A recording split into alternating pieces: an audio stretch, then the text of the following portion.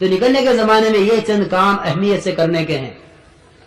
گشت ہو رہے ہوں، تعلیم ہو رہی ہو، تسبیح و تلاوت ہو رہی ہو، انفرادی اجتماعی ملاقاتیں، دعوت دی جا رہی ہو. ہم یہاں سے نکلنے کے بعد سے من یخرج من بیتہ مہاجرا الی اللہ ورسولہ ثم یدرکہ الموت فقد وقع اجرہ علی اللہ، کیونکہ جو آدمی نکل لیا گھر سے اللہ کے اور اللہ کے رسول کی طرف ہجرت کر کے، کیونکہ اس پر اجر ملنا شروع ہو گیا. کہ نہیں جی دیکھو میرے دوستو، وقت تو جب سے لگائیں گے جب جماعت وہاں پہنچ جائے گی جہاں کا رخ بنا ہے، لیکن جب سے گھر سے نکل چکے ہیں اس وقت سے لے کر گھر پہنچنے تک ہمیں درمیان میں کوئی کام ایسا نہیں کرنا ہے. یہ نہیں کہ جب جماعت میں پہنچ جائیں گے وہاں جماعت شروع ہوگی، نہیں، جب سے جماعت میں نکل چکے ہیں، گھر سے نکل چکے ہیں. اللہ تعالیٰ قرآن پاک میں یہ نہیں فرما رہے تم اسٹیشن پہنچ جاؤ گے یا جہاں کا رخ بنا ہے وہاں کے اسٹیشن میں جا کے اتر جاؤ گے تب جماعت میں شمار کیے جاؤ گے. نہیں، من یخرج من بیتہ سے بات شروع ہو رہی ہے. جو اپنے گھر سے نکل گیا اس کے لیے اجر شروع ہو گیا. ہم جس علاقے میں جائیں گے اس علاقے میں مختلف قسم کے لوگ ہوں گے. وہاں علماء بھی ہوں گے، وہاں صلحاء بھی ہوں گے، وہاں بڑے بڑے تاجر بھی ہوں گے، وہاں بڑے بڑے زمیندار بھی ہوں گے جنہیں ہم بڑا بڑا کہتے ہیں. سب سے پہلی بات تو بنیادی میرے عزیز دوستو یہ ہے، ہم دنیا کے کسی کونے میں چاند پہ پہنچ جائیں یا دنیا کے کسی علاقے میں پہنچ جائیں، بڑے سے بڑے مالدار کے پاس، بڑے سے بڑے وزیر کے پاس، بڑے سے بڑے صدر کے پاس، بڑے سے بڑے نقشے والے کے پاس، بڑے سے بڑے اکثریت والے کے پاس، بڑے سے بڑے باغ والوں کے پاس، بڑے سے بڑے کارخانے والوں کے پاس، صنعت کاروں کے پاس، جہاں پہنچ جائیں اس بات کا ہر ایک اپنے دل میں یقین رکھے، ہر ایک اپنے دل میں اس کے استحضار رکھے کہ خدا کی قسم میں جس نقشے کو لے کر جا رہا ہوں یہ نقشہ انبیاء والا نقشہ ہے اور اس سے بڑا کوئی نقشہ ہو نہیں سکتا. یہ سب سے بڑا نقشہ ہے اور یہ ہمیشہ کی کامیابی کا نقشہ ہے. اس یقین کے ساتھ ہر آدمی چلے. میاں ان سے کیا بات کریں، یہ تو بہت بڑے تاجر ہیں، ان کے پاس کہاں فرصت ہوگی. جو تاجر کے پاس تجارت کا نقشہ لے کر جا رہا ہے وہ دعوت کا نقشہ، اور جو داعی، جو دعوت دینے والا، جو جماعت میں جانے والا متاثر ہو کر جا رہا ہے وہ متاثر کر نہیں سکتا. یہ تو مدعو ہو کے جا رہا ہے. داعی تو وہ تاجر بنا، داعی تو وہ کاشتکار بنا، داعی تو وہ صدر صاحب بنے. اگر تم متاثر ہو کے جا رہے ہو تو تم مدعو ہو، داعی نہیں ہو. ہمیں داعی بن کر جانا ہے. اور داعی بننا کسے کہتے ہیں؟ جو کہ داعی بننا اسے کہتے ہیں کہ قوم شعیب میں جاؤ تو ان کی تجارت کے خلاف، قوم سبا میں جاؤ تو ان کے باغات کے خلاف، قوم نوح میں جاؤ تو ان کی اکثریت کے خلاف، قوم سمود میں جاؤ تو ان کی صنعتوں کے خلاف. کیونکہ ہر ایک کے خلاف تم اپنا سب سے بڑا نقشہ لے کر جاؤ. کسی کے پاس اس کے نقشے سے متاثر ہو کے مت جانا. ہاں اتنی بات ضرور ہے کہ ہمیں، ہمارے دل میں تو ان کی بڑائی نہیں، لیکن کیونکہ ان کے دل میں ان کی اپنی بڑائی ہے، ان کے دل میں ان کی اپنی بڑائی ہے. اگر ہم نے ان کی بڑائی کا لحاظ نہ کیا تو ہمارے دعوت کے دینے میں رکاوٹ بنے گی.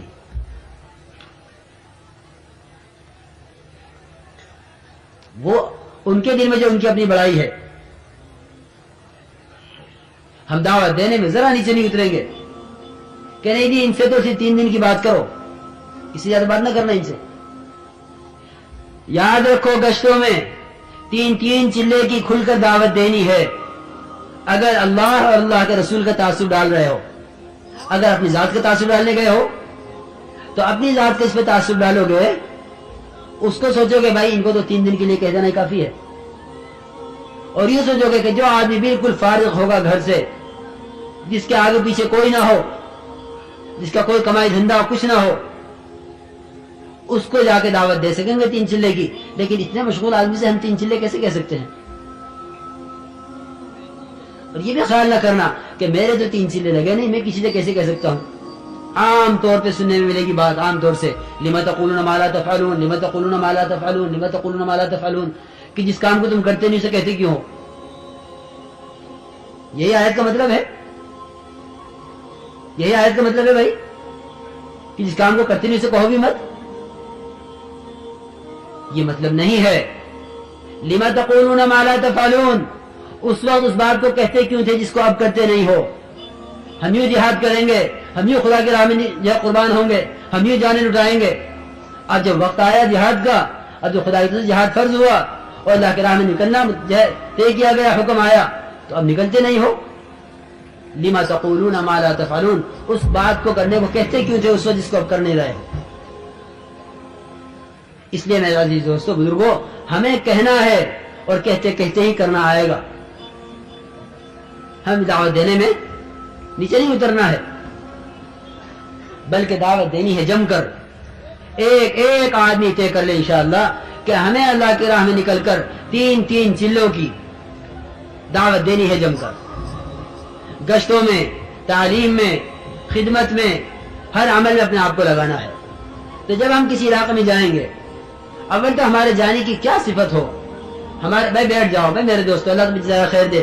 یہ عرض کر رہا ہوں کہ اس راستے مشقتیں آتی ہیں, خبر نہیں اس وقت کی گرمی کا برداشت کرنا اللہ تعالیٰ آخرت میں کیا کیا راحت عطا فرمائے گا, اور کن کن بڑی بڑی گرمیوں سے. قل نار جہنم اشد حرا, کہ جہنم کی آگ وہاں گرمی بڑی سخت ہے.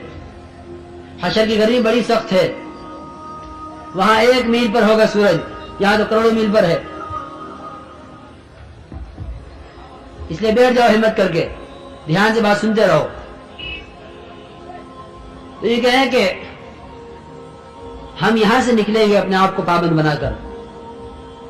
ہمارا ایک ایک عمل دعوت بنے گا. اگر جماعت ہنستی ہوئی بھی جا رہی ہے تو یہ کہ ہمارا ہنسنا بھی دعوت بنے گا, اور اگر جماعت ذکر کرتی ہوئی جا رہی ہے تو ہمارا ذکر دعوت بنے گا. اب یہ خود سوچ لو کہ ہم ذکر کو دعوت بنانے کے لیے نکلے ہیں, ذکر کی طرف امت کو لانے کے لیے نکلے ہیں, یا ہم امت کو کہ جس طرح حضرت ہنستے رہو اس لیے نکلے ہیں. نکلتے ہی ایک ایک عمل ہمارا دعوت بننا شروع ہو جائے گا. ہم اسٹیشن پہ ہیں, ہم ٹرین میں ہیں, ہم بس میں ہیں, ہم اڈے پر ہیں, ہم کسی مسجد کے باہر ہیں, ہم کسی بازار میں ہیں. ہمارا ہر جگہ کا ہر عمل دعوت بنے گا. بقمان صاحب رحمۃ اللہ علیہ کے اگر یہ جماعت والے کچھ بھی نہ کریں, یہ خاموشی سے جائیں اور واپس آ جائیں جماعت میں سے, ان کا یہ عمل بھی دعوت بنے گا. ان کا یہ عمل بھی دعوت بنے گا. کیونکہ جب ہم اللہ کے راہ میں نکل کر دعوت دیں گے تو ایک تو ہم اپنی دعوت دینے میں کسی سے متاثر نہیں ہوں گے, اور ایک اللہ کے راستے میں نکل کر ہمیں کسی کا مدعو نہیں ہونا ہے, بلکہ ہمیں داعی بننا ہے اور ہر ایک کو داعی بنانا ہے. مدعو بننا کسے کہتے ہیں؟ کہ علاقے میں داخل ہوتے ہی اگر اپنا کھانے کا انتظام کر لیا تو داعی بن گئے, اور اگر اپنا کھانے کا انتظام نہیں کیا تو کیا بنے بھائی؟ کیونکہ مدعو بن گئے. کوئی بھی آئے گا کہ میاں جماعت آئی ہے, بظاہر کھانے پینے کا انتظام ان کے پاس نہیں ہے, تو چلو ان کے کھانے کا انتظام کرو. اور جس نے تم پر پہلے حملہ کر دیا وہی کامیاب ہو گیا, اور جس پر تم پہلے چھا گئے تم کامیاب ہو گئے. سب سے پہلے جاتی ہماری دعوت ہوگی کہ بتاؤ 3 چلے کے لیے کون تیار ہے, بتاؤ ہمارا ساتھ دینے کے لیے کون تیار ہے. جناب رسول اللہ صلی اللہ علیہ وسلم کے گشت میں سب سے پہلی بات کہ میری مدد کون کرے گا, یہ نہیں مجھے کون کھلائے گا, مجھے کون پلائے گا, ہماری دعوت کون کرے گا. میں یؤمنی, ہمیں ٹھکانہ کون دے گا, یعنی ہمیں آج ہم یوں کہیں کہ ہمیں ملاقاتیں کون کروائے گا, ہمیں مسجد میں رہ کر ہمارے ساتھ ان تقاضوں کو کون پورا کروائے گا. تو یہ کہ جاتے ہی ہمیں اپنا کھانا پکا لینا ہے, اپنا کھانا ہمیں خود پکا لینا ہے جاتے ہی, تاکہ علاقے والے یہ نہ سمجھے کہ ان کے پاس کھانے کو نہیں ہے. تو جو اپنا کھانا پکا کر لے آئیں گے ان کی تشکیل ہم نہیں کر سکیں گے. جب ان کی تشکیل کا وقت آئے گا وہ یوں کہیں گے کہ دیکھو ہماری بلی ہمیں ہی میاؤں, کہ بھائی ہوگا نہیں, ہم نے تیرے کھانا کھلایا اور یہ ہماری تشکیل کر رہے. ہم داخل ہوتے ہی اگر ہم نے داخل ہوتے ہی اپنا کھانا نہ بنایا، بھائی یہ کیا ہو رہا ہے، میرے دوستوں بیٹھ جاؤ، اللہ جزائے خیر دے، بھائی ان کو بٹھائیے ذرا خوشامد کر کے، بھائی جو جہاں کھڑا ہے وہیں بٹھا دو، تو یہ کہے کہ ہم جاتے ہی اپنا کھانا بنا لیں گے، خدمت کے ساتھ ہی جاتے ہی متعین کر لیں گے کہ بھائی یہ خدمت والے ہیں، جاتے ہی متعین کر لیں گے۔ اور جب کوئی آئے گا محلے والا کہ بھائی کھانا کرے، ہمارا کھانا تیار ہے، پک رہا ہے، ہم تو تمہارا اس مقصد کے لیے آئے ہیں، تو ایک تو جاتے ہی اپنے آپ کو فارغ کر لینا ہے ان کے کھانوں سے، ان کے سامان سے، اور ایک میرے دوستو اسی میں سے یہ بھی ہے کہ کسی سے کسی چیز کا سوال نہ ہو، یہ کہ جب کسی کا سوال کیا جاتا ہے تو سوال کرنے سے دل پھٹتے ہیں۔ ایک تو کسی کا کام آنا، اپنی چیز کسی کو دے دینا استعمال کے لیے، ایک ہے کسی سے سوال کرنا، آپس میں سوال ایک دوسرے سے، یہ بھی نہ ہو، اور علاقے میں جا کے علاقے والوں سے سوال کہ جی ہم وہاں سے چلے ہیں، برتن نہیں لا سکے ہیں، ذرا برتن کا انتظام کر دو، ہم وہاں سے چلے تھے، یہ چیز نہیں لا سکے، اس کا انتظام کر دو، ہمارے ایک ساتھی کے پاس اب سردی آ رہی ہے کہ بھائی رضائی نہیں ہے، ذرا ایک رضائی کا انتظام کر دو۔ جناب رسول اللہ صلی اللہ علیہ وسلم نے صحابہ سے بیعت لی ہے اس پر کہ کسی سے سوال نہیں کرو گے، کیونکہ ہم میں سے ہر ایک کا یہ حال ہو گیا تھا، صحابہ فرماتے ہیں کہ ہم میں سے ہر ایک کا یہ حال ہو گیا تھا کہ اگر اس کا کوڑا بھی گر جاتا تھا اس کی سواری سے تو وہ سواری کو بٹھاتا تھا، اترتا تھا، کوڑا اٹھا کے خود کوڑا اٹھا کر لے جاتا تھا اپنا۔ حضرت ثوبان رضی اللہ تعالیٰ عنہ یہ عہد کر لیا کہ کبھی کسی سے سوال نہیں کروں گا، یہ عہد کر لیا تھا، یہ عہد کر لیا تھا کسی سے کبھی سوال نہیں کروں گا، کیونکہ اس عہد پر کوڑا ان کا گرتا تھا اور چلتے چلتے سواری کے اوپر بیٹھے ہوئے ہوتے تھے، کوڑا گرا تو نیچے کسی کے مونڈے پر گرا، کوڑا کسی کے مونڈے پر گرا، کہا کہ رہنے دو، میں نہیں کہتا کہ اٹھا کر دو، خود سواری سے اترتے تھے اور آ کر اس کے مونڈے سے کوڑا اٹھاتے تھے۔ روایت میں اسی طرح ہے کہ ہمیں سوال کرنے کو منع کیا ہے، کیونکہ وہ تھے جنہوں نے طے کیا تھا کہ کسی سے سوال نہیں کرنا، ساری دنیا میں دعوت ان سے پہنچی ہے۔ قیصر اور کسریٰ جیسے مالدار اس پر زیر ہوئے ہیں کہ تم کسی سے سوال نہ کرو۔ کسی سے سوال نہ کرنے کا کیا مطلب ہے کہ جو کسی سے سوال نہیں کرتا اللہ اس کا کفیل ہوتا ہے۔ جو آدمی سوال کا دروازہ کھول لیتا ہے اس پر فقر کا دروازہ کھل جاتا ہے، اور جو آدمی غنا اختیار کر لیتا ہے اس پر اللہ تعالیٰ کی طرف سے مال کا دروازہ کھل جاتا ہے۔ تو میں یہ استغنی یغنیہ اللہ، تم لوگوں کے پاس جو کچھ ہے اس سے جو ہے لاپرواہ ہو جاؤ تو اللہ تعالیٰ کے پاس جو کچھ ہے اللہ تعالیٰ اس کے دہانے تم پہ کھول دے گا۔ تو کسی سے کسی چیز کا سوال نہیں کرنا، میں آپ کی چیز استعمال کر لوں، میں آپ کا یہ لے لوں، میں ذرا یہ لے جاؤں، کیونکہ اس سے آپس میں دل پھٹیں گے۔ ہر ایک کی اپنی ضرورت کی چیز اپنے ساتھ ہونی چاہیے۔ اجتماعی چیز برتن ہے، اجتماعی چیز بے شک برتن ہے، لیکن بعض چیزیں ضرورت کی ہوتی ہیں، ہر ایک کی اس کی اپنے اپنے ساتھ ہو۔ سامان اتنا ہو جتنا اٹھا کر چل سکو۔ دیکھو یاد رکھو یہ اصول ہے یہ کہ داعی کا سامان اتنا ہونا چاہیے جس کو اٹھا کر چل سکے۔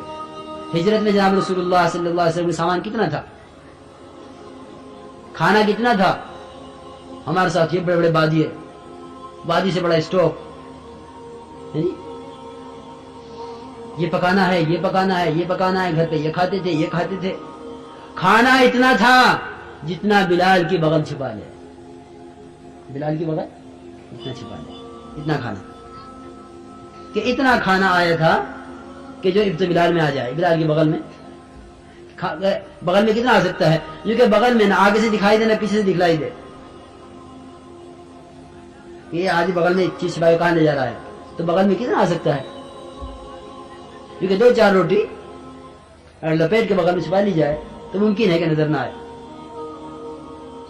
ہمارے ساتھ ہوگا یہ کھانا، ہمیں دور سے نظر آئے گا کتنا بڑا بادیہ ہے، اور پھر یہ کہ جتنے تکلفات کے کھانے پکائیں گے اللہ کے راستے میں نکل کر ہمارا کام اتنا مشکل ہو جائے گا۔ ہمارے کام کا مزاج، ہمارے کام میں قوت، ہمارے کام کے اندر ترقی جو ہے وہ سادگی کے ساتھ ہے. ہم صرف نماز بنانے کے لیے نہیں نکلے ہیں، ہم صرف کلمہ بنانے کے لیے نہیں نکلے ہیں.